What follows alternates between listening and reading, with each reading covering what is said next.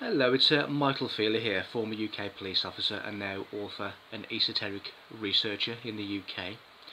I've been shown another video this morning in relation to the pyramids of the world, where someone has again sort of guessed the mystique and the reason and the purpose of these pyramids around the world. And it was quite a reputable sort of a group that was sharing this. Now, I do go into a lot of detail in my talks and my books about pyramids and sort of ancient secrets, but I just thought I'd just in a nutshell give you what pyramids are really there for and what they really represent. The pyramid, the tetrahedron, is the model of consciousness.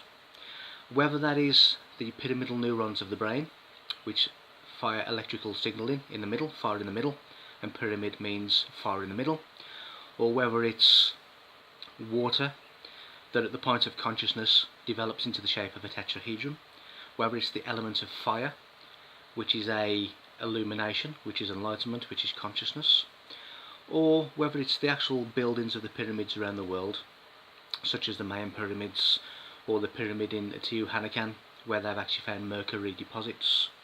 The reason they found mercury is because in alchemy, mercury is to do with spirit and enlightenment, the same as sulfur is to do with the soul, and you have salt, which is to do with the body.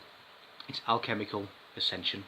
It's all to do with self working through matter towards unity consciousness, towards unity, the godlike state, that unity, divine unity. And the pyramids of Egypt are basically marking the spot. The Great Pyramid marks the spot of the endocrine system of the human brain, which is all to do with the third eye, which is all to do with enlightenment and consciousness. And they were using certain mathematical frequencies like pi, like Fibonacci, like the golden ratio. And these mathematical sequences are actually consciousness raising frequencies. So all of this, even the fabric of space, the void and the vacuum of space, is basically a tetrahedron. So we are all connected in some way by consciousness, by an awareness. Even though we can't see that, we're all connected, we're all one mind. Everyone is connected by what is known as a mind field. So we are all one collective consciousness.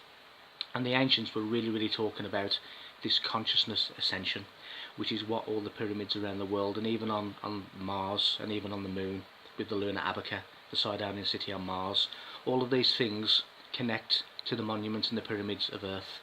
So the ancients and these civilizations, extraterrestrial civilizations or whatever, were talking about our own consciousness and how we can ascend ourselves to that God state. That's in a nutshell. As I say, I go really deep in my books and in my talks about the pyramids around the world, but that in a nutshell is what pyramids are for. They are the model of consciousness, which was an important thing in the ancient world, and it's also an important thing in the hierarchy of this world now, with all the symbology, with all the hidden symbols, with inside American culture, UK culture, all these different cultures of the world. They're all pointing back to the ancient cultures of consciousness and enlightenment. So thank you for watching. Again, if you'd like any more information, you can visit me at my website, which is www.michael-feeley.com. Thank you very much, and I'll hope to speak to you soon.